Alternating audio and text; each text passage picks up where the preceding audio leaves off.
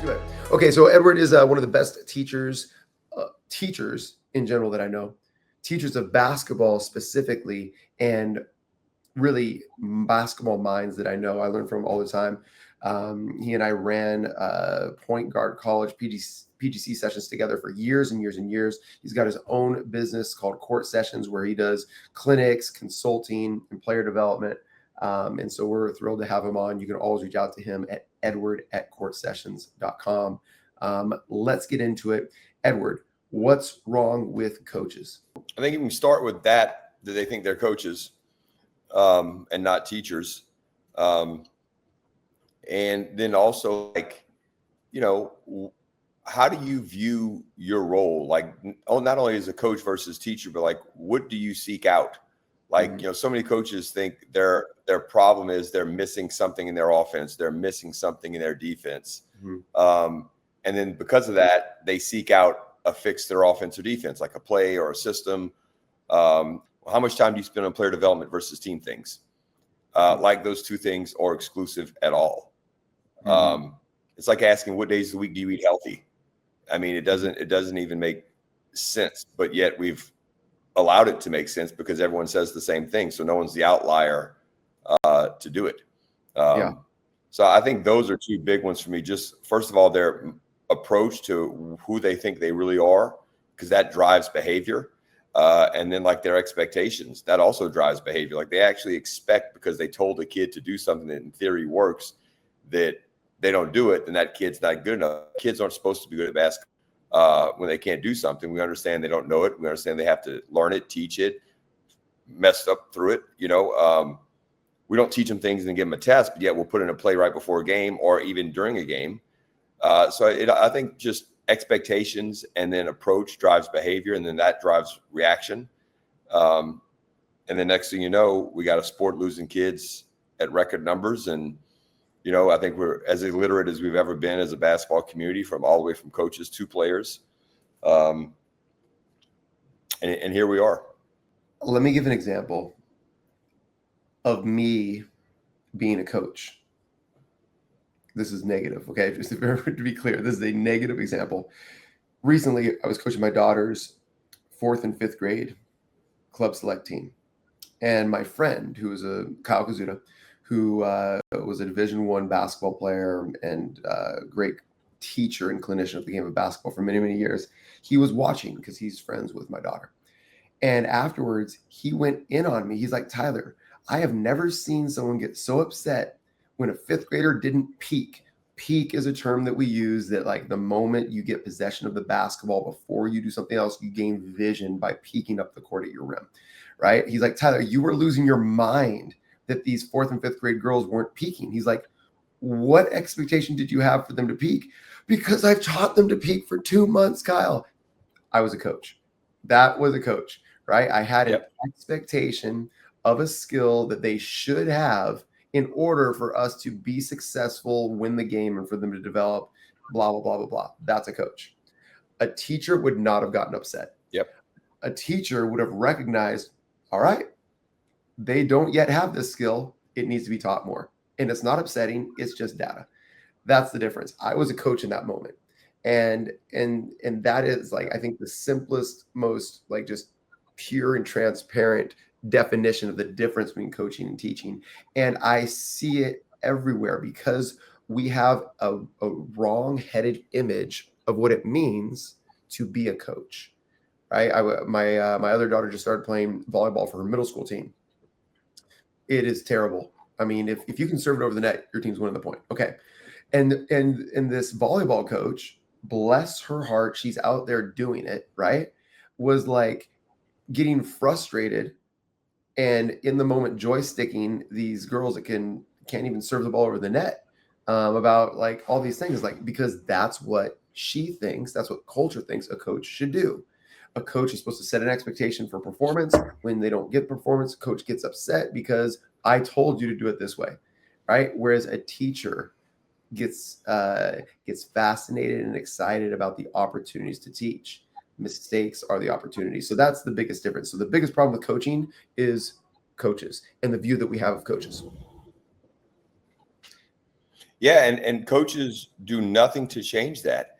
Yeah. And Tyler, very vulnerable there talking about what he did, but that is asymptomatic of a coach versus a teacher. Is they're prisoners of the moment, like Tyler was. Like Tyler in that moment had a relapse, right, to who he was, to who I used to be, who I have relapses all the time.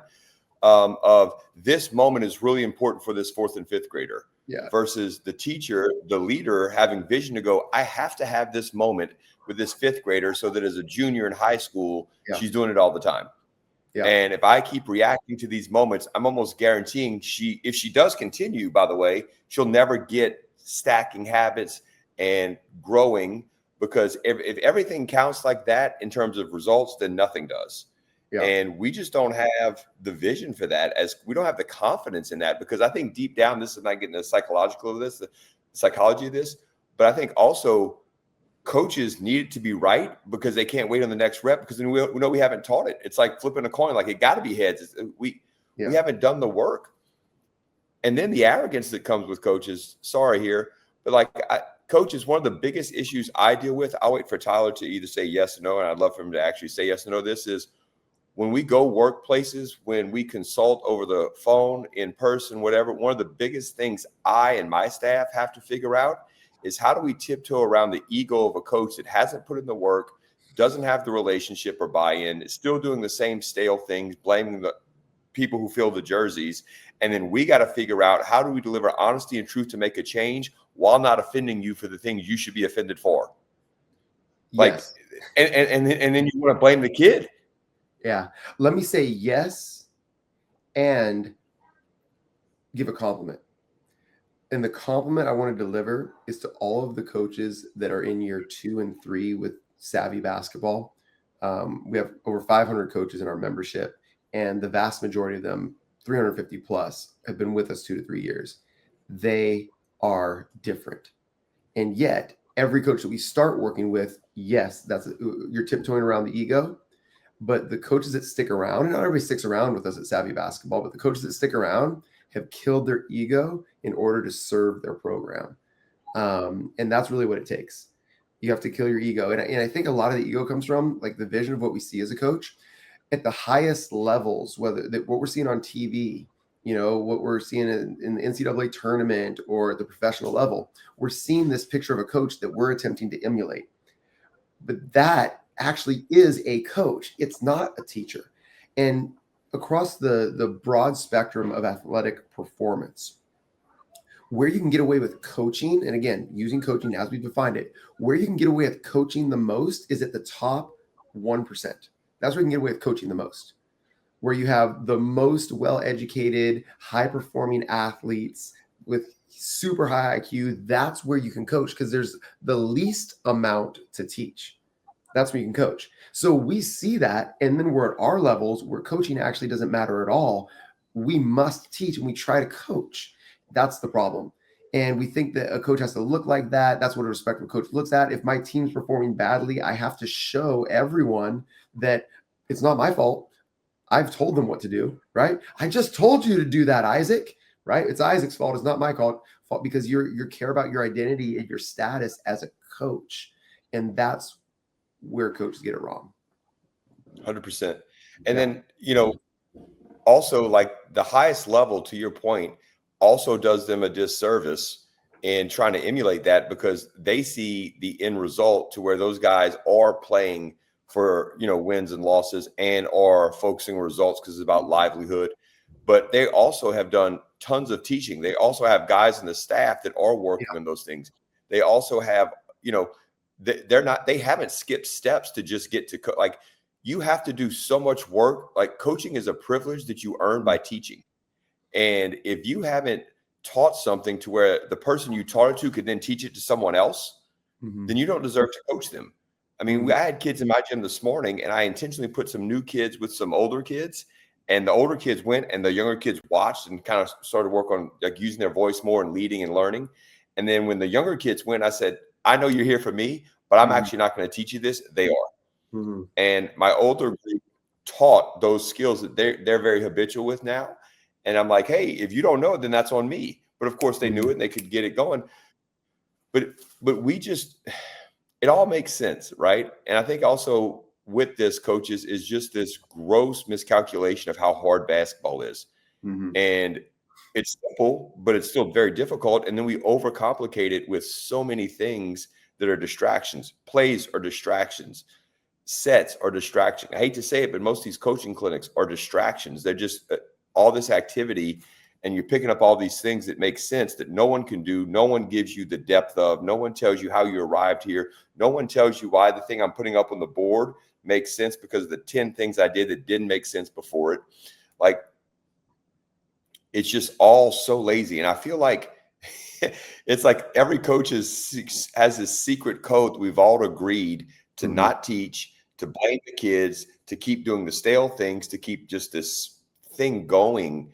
And as long as no one breaks the code, no one will know the secret that we're all in on it together. It's like this big scheme. Yeah. And, guys like us come along and start a business that's successful.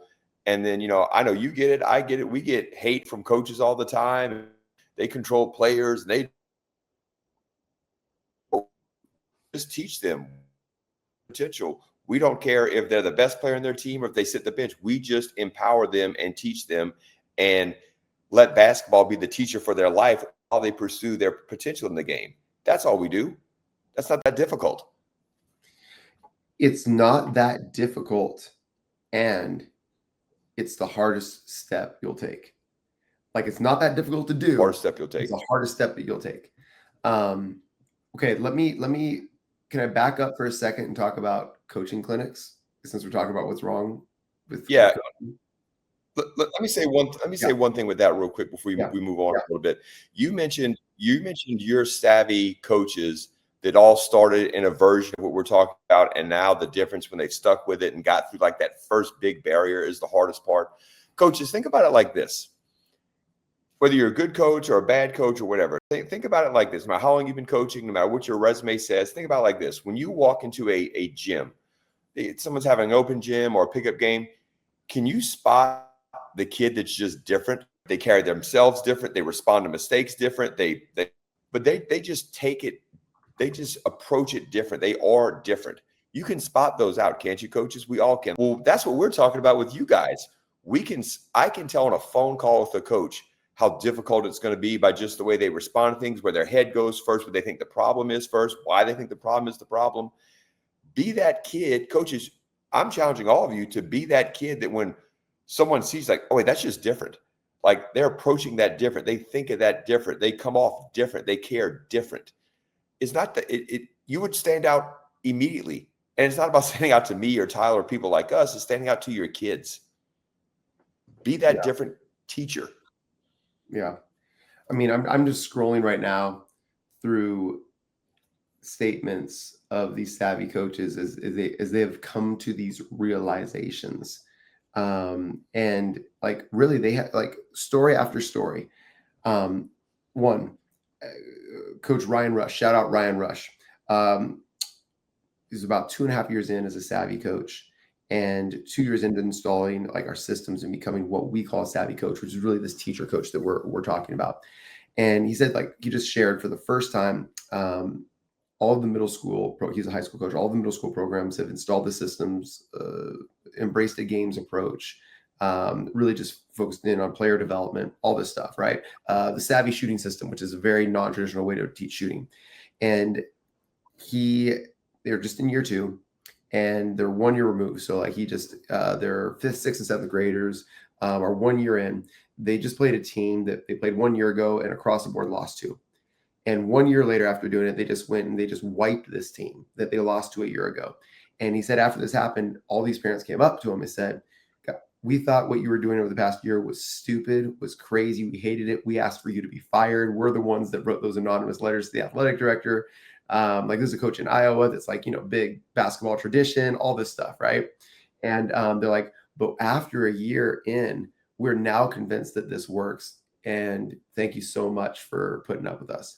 But that's what every coach is dealing with. Like, you will deal with that if you try to do something different. Like you're saying, that one kid in the gym that's different, like, you will be the coach that is different. I'll give another, just like a really strong analogy in my mind. When I was a college basketball player, I was transferring schools, so I had to redshirt for a season.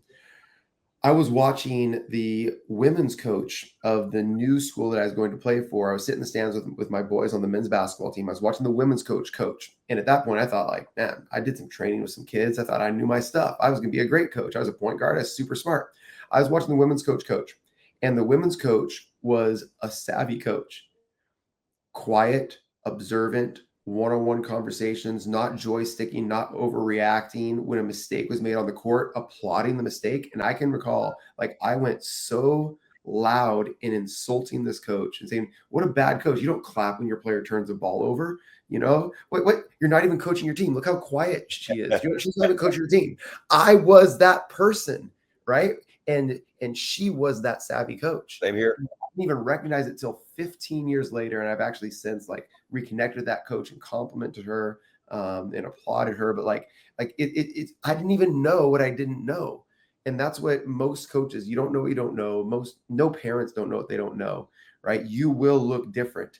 And like the image we have of what a good coach is not what a great teacher is. And so you have to be willing to look different. Like I would have handled that the same way you did. Like why would you clap? Like, no, like because I knew so much, right? I'm confident, turned to be so good. My players and my coaches, I'll just speak to my players. My impact on my players immediately changed. It was immediate when I understood what a mistake was. Mm-hmm. Like I used to think a mistake was turning the ball over, making a bad decision, shooting a bad shot, missing it, getting beat on defense, right? Because I was result oriented. But I also hadn't taught them the process and the education of why to make a shot, when to make a shot, how to make a shot, what's the right read. So I'm coaching results when I haven't given them the education or the space to learn how to get the result. When I realized what is the fertile ground that grows good things, and I realized it came down to, can you be honest? Can you give energy relative to what we need? Can you be a good teammate to those in the gym? And can you be coachable? When I realized those four things were the only things that mattered, everything changed, because my players now know the only thing that gets him upset are those four things. Everything else is why he's here, right? He's here for every other mistake we got. Don't make those four. Yeah. And it's because of that, we talk about safe space. My kids don't have a safe space. They have like a rambunctious space. It's not safe. It's like wild space. They can just be wild. They can do whatever they want. They can break an air ball as long as they're doing it right. And that whole courageous thing comes into like, hey, we taught you how to do this right. I don't mind that you're missing. I mind that you're missing because you're afraid to miss. I mind that you're missing still doing your old habit. That's my issue. So you're actually breaking one of our rules of not being courageous. So miss all you want, but miss this way. Turn over all you want, but turn over this way. Yeah. That changed my impact almost overnight. And I don't hide that from my players. I tell them the four things that I don't tolerate. Yeah. And they can have everything else. Yeah. And I would, just to frame that, and I am going to come back to coaching clinics. Those are your standards, language that I would use. Those are your standards. Like you've got to know what your standards are. And I'll give a really good example of standards. So we actually just started another community for coaches, non-basketball coaches, but all coaches around this. Like very little of what Edward, I'd say nearly nothing that Edward and I have talked about so far is specific to basketball coaches. This is just coaching. No. Right. And so we actually, leadership and coaching. And we actually just started a new community for coaches where it's around the art of coaching, culture, standards, called TOC Coach. You can check it out. I'll drop a link here in the show description. And in that community, I'm just pulling up the post, a really powerful message around standards was just shared. And I want to pull it up because I think it's really, really interesting. And I would ask you, Edward, after I share this, what maybe was one of your audacious or shocking standards? Because I think that every great teacher, remember we're using teacher instead of coach, but whatever, great leader, has a shocking standard that's memorable. JP Nervin, my partner and TOC coach, is author of a number of books like The Culture System. He shares this. He says, every great culture has a shocking standard, a simple act that communicates something profound about the team's values. The legendary All Blacks of New Zealand are known for theirs. It's called sweeping the sheds. Players, and especially the captains, stay behind after every practice to clean the locker room. This isn't about cleanliness. It's about the legendary standard that reflects a culture of humility and responsibility. And he goes on to give other examples from the USA women's national team, so on and so forth. And then all these coaches started to share their shocking standard. Like one coach says, I, as the head coach, will always sweep the floor before practice. It's a shocking standard that we have. I think what you shared right there are shocking standards. The courageous one, that's a shocking standard, right? Like miss courageously. That's rare. It's shocking. So like my challenge to all the coaches listening, what's your shocking standard that clearly communicates that you value player growth and development over wins and losses? That, using my language, is a sign of a savvy coach, or using Edward's language would be the sign of a teacher coach, or whatever it is, right? Like that is a savvy coach. That's the difference. Do you have a shocking standard that prioritizes growth over wins? You're a savvy coach. One shocking standard that I saw in actually TJ Rosine, our mutual friend TJ Rosine's program, I don't know if he still does this, but before players left, they would all give each other a hug at the end of practice. So these are college men, right, that are expressing affection through hugging each other at the end of practice. It wasn't like dapping up. It wasn't like bro hug. It was like hug. And many of them, and this wasn't required, but many of them said, I love you to each other. And that was a shocking standard. Like when I observed that, I was shocked. And like to this day, both TJ and Graham, who his assistant coach, when I get off the phone with them, and it's rare for men to say, they say, I love you. It's a standard that they've just become accustomed to. It's a shocking one, but it shows a deep care and a commitment to like a transformational relationship and not just a transactional one. So I'd say that's one that has stuck with me. And here's the thing. It's so hard because it's so rare. You know what I mean? It's so hard. Yeah, it's so rare. It really is. Yeah. Right. Like, I recently got and I'll give you a celebration here first, actually, Edward. So I would say a shocking standard that I've observed in your gyms or your classrooms or your learning environments is what you've already articulated, which is honesty or telling the truth. You are so honest that I remember the first time I encountered your honesty with a group of athletes, I was shocked. I was like, whoa. He was very direct with these high school athletes. It was a shocking amount of honesty. But over the course of very short period of time, 5 days of you being honest, what that led to was incredible connection and trust. Because most of those athletes were not used to that shocking level of honesty from their coaches. Because their coaches, their teammates, their parents, whatever, they all wanted something from them. And so they were afraid to offend them with that level of honesty. Whereas like you establish a standard of just like shocking level of honesty, but it comes from a place of you don't want anything from them. You just want them to get to where they want to go. So I would say that's what I've observed in you. Yeah. What would be, I think, I think honesty. No, I was just gonna say, I think, and please remember what you're about to ask, but I think honesty without the ability to help is just mean.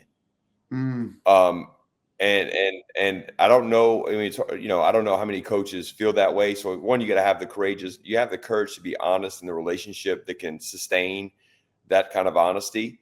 But you also then have to you can't, when you're honest, what you're describing is their pain or their illness. You can't do that if you don't have the medicine. Yeah. And I think a lot of coaches, if they even do have the courage to do it, don't have the medicine, the cure, or to make them feel better, right? After the honesty is surfaced. And coach, I tell you, that's where you guys have to continue to educate yourselves, because there's no better compliment you can give a player than honesty and a standard. because it shows you think they can meet it. You know, we as coaches keep watering down everything and expecting great results. And it's just so disrespectful to the players. They're capable of more, but they're not capable of all of it right away. But they are capable of layering things and developing and growing if we have a plan, if we're educated as coaches, and if we care. Like I would ask you as a coach this, and you just need to answer this to yourself. Like, what are the signs of your extreme care for your kids? Extreme, not stuff that is just part of your job description. Like, what is your examples of extreme care? Yeah.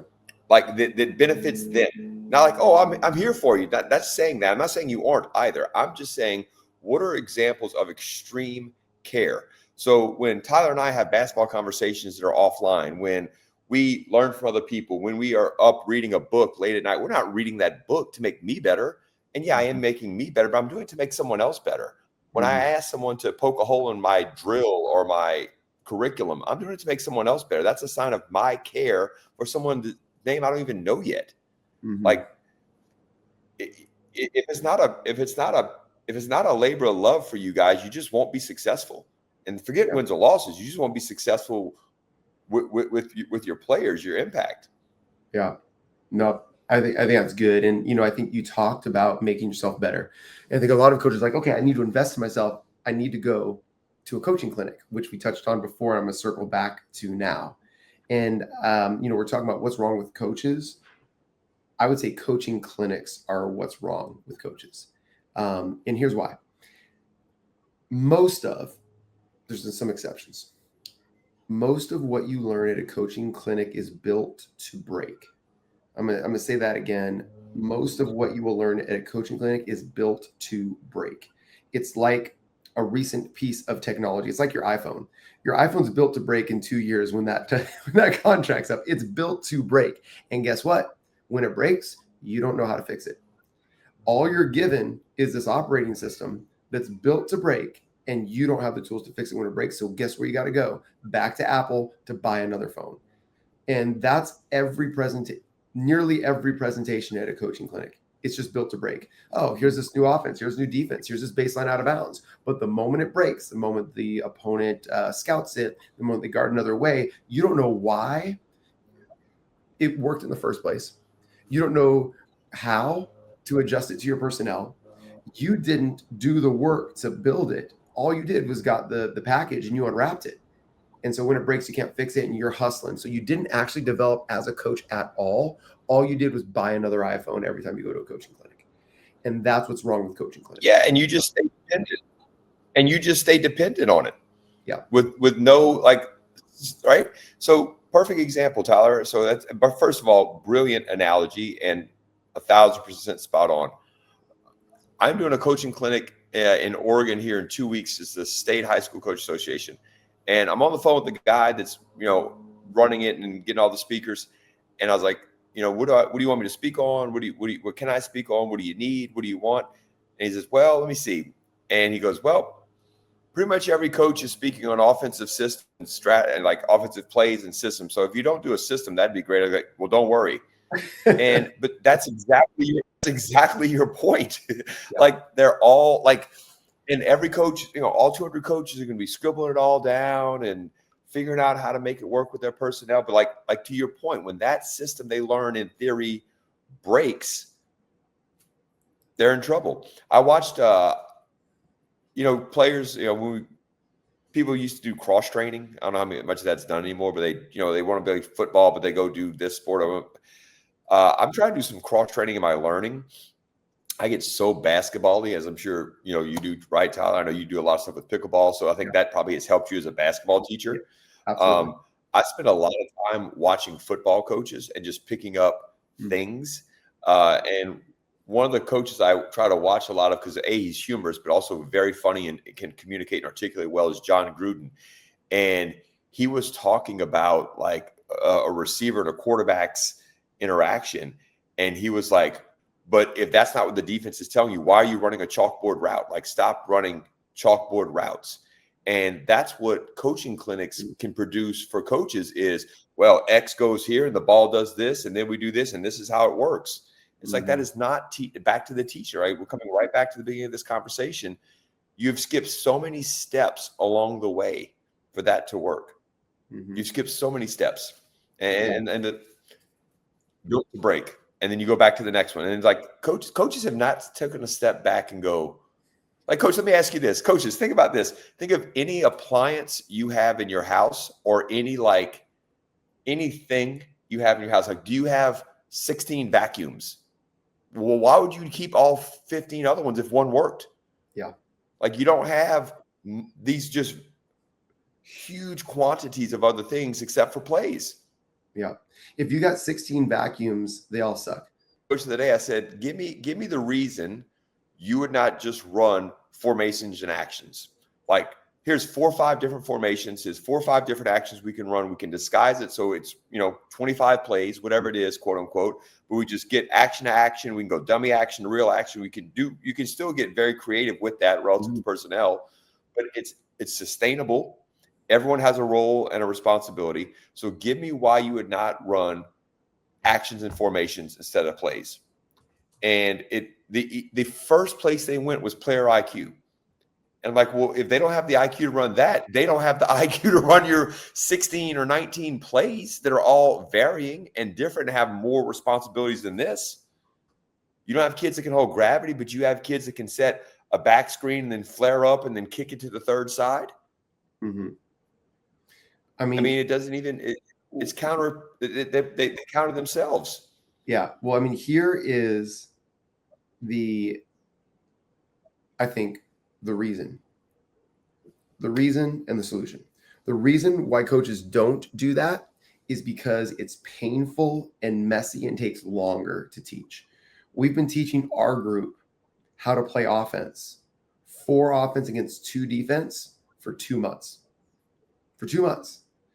In order to how to reshape the floor, turn down small advantage for bigger advantages, 2 outs, don't drive a drive, when to burn, cut to the rim, like all of these concepts, 2 months. Are we getting better at these concepts? Yes. Have we mastered these concepts? Never, right? But it takes a long time. Whereas you can get a shot or you can get a cut that you want by giving them a play, but it's built to break. Like, that's the difference. If you have 10 items, so I just chat GPT'd this, everybody. You've got 10 items, 5 actions and 5 formations. Do you know how many unique permutations that generates? It might be the next number on your next shirt of 5 actions and 5 formations. 3,628,000.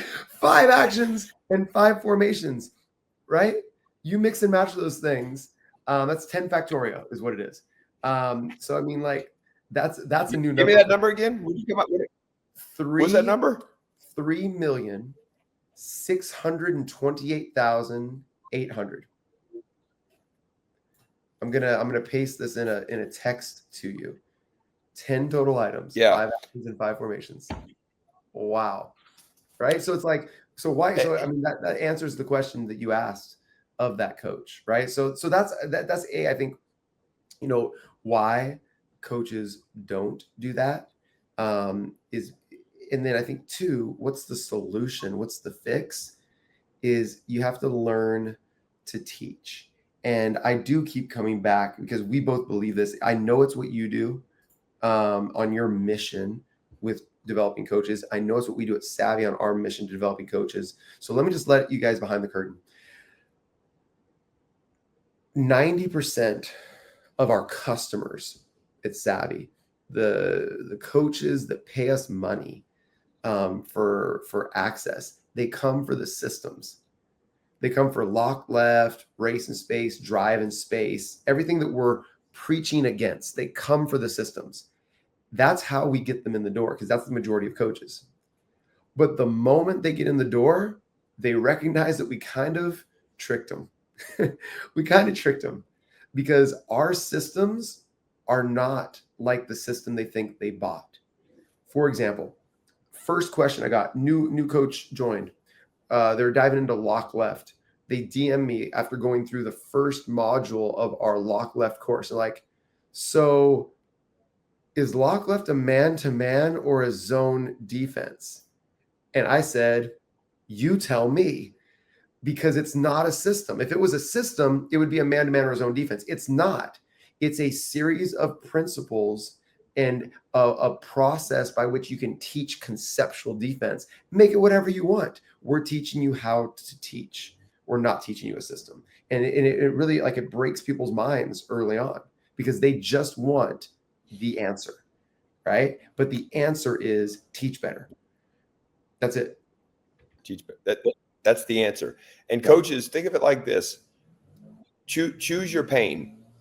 You want all you're doing by running plays early and doing all that is delaying. It's like a nerve block. You're just delaying the pain that's going to come at the end of the year that you're going to excuse off to refs or, an away gym or a more aggressive team, or you couldn't shoot it that night, but you did it to yourself versus the pain early of. I mean, I'm talking to parents and players here right now that are like, literally want to talk about a fall league game. And I'm like, who cares? Like, are they trying to do the right things in a fall league game? That's the win. Like, who cares if they won or lost? Who cares if they missed their shots? Were they taking the right shots? Like, what's the conversation about? So coaches, like, just choose your pain. But coaches don't choose the pain, Tyler, because what they talk about in the first practice, they're still talking about in the last practice. And shout out to my guy, Jason Hardy, with us Court Sessions. He says this all the time to coaches. It's so smart. Like, have new problems. If you don't have new problems, you're not developing. You're not and coaches have the same problems every year. Yeah. And you know what? I'm going to, and it comes from a desire to help. I'm going to pitch Savvy Basketball right now. And then Edward, welcome you to pitch what you do. Savvy Basketball, our membership, is built to help you solve your new problems. If you aren't going to have new problems, you don't need a membership. You just need a DVD or a video course or a booklet or something, right? But like, if you are the type of coach that we want to work with and you're creating new problems, you need new help all the time. And that's why we have our membership. So like, if you want help solving your new problems, if you want to generate new problems, come join us at Savvy Basketball. The link will be in the description below. I invite you to. We've got a 7-day free trial on right now. Dive in, ask us all your questions. We'll help solve some problems. And I just think you'll stay because you'll continue to create new problems. Edward, I know you have the same approach. Do you want to share a little bit about what you do for coaches, or what, if they want your help, how they could get it? Yeah, absolutely. So Tyler will have this to put up, but we're actually launching a school as well. And for everyone listening, I don't think I know Tyler's school well. I don't think our schools are mutually exclusive. I think they both can serve you guys a time where we're actually teaching you through the whiteboard as a coach. We're going to have a drill book, a vocabulary, and we're also going to have some what we call office hours, to where we're in there talking with you guys, helping you break down film, answer questions. And we're also going to have a look behind the curtain, to where myself and Jason are having cameras in our gym with our players, watching us go through a workout that's not scripted. It's just raw footage. So you can see how we handle conflict. We handle things going wrong. We handle a player that can't learn. We handle how somebody in a group can really do something and someone not. How do we handle that varying of skill set or ability? So we'll have all those things on there, only for the purpose of helping you guys become the best coach you're capable of becoming, to have the impact you're capable of having. Yeah. Coaches need more help, more people doing what you're doing. So I highly encourage you guys to check it out. We call this podcast The Hours, because to actually grow, you have to spend hours with someone. You have to spend hours on your craft. It's not just like a quick fix. And so thanks for spending some of your hours with us. Shout out to all the loyal listeners. Please continue to share it with other coaches. You know, both Edward and I are on a mission to revolutionize the way the game is taught and played. And that's why we do this. So help join us, share it, and invite people into any of the things that we're doing or you're doing. Final thoughts, Edward, before we sign off? I hope coaches take all this that we talked about in the spirit that's been in, is to help you and to kind of break out of the matrix that we all have naturally got into, that I think Tyler and I both felt we were getting into when we started the same way. And we just said, we're not going to stay on this road the whole way. It's not enjoyable. It's not helpful. I think your enjoyment of the game is waiting for you on the other side of what we're talking about. Exactly. All right. Take the red pill, break out the matrix. Your best years are yet to come. And thanks, Edward, for spending hours with us. Until next time, stay savvy, everybody.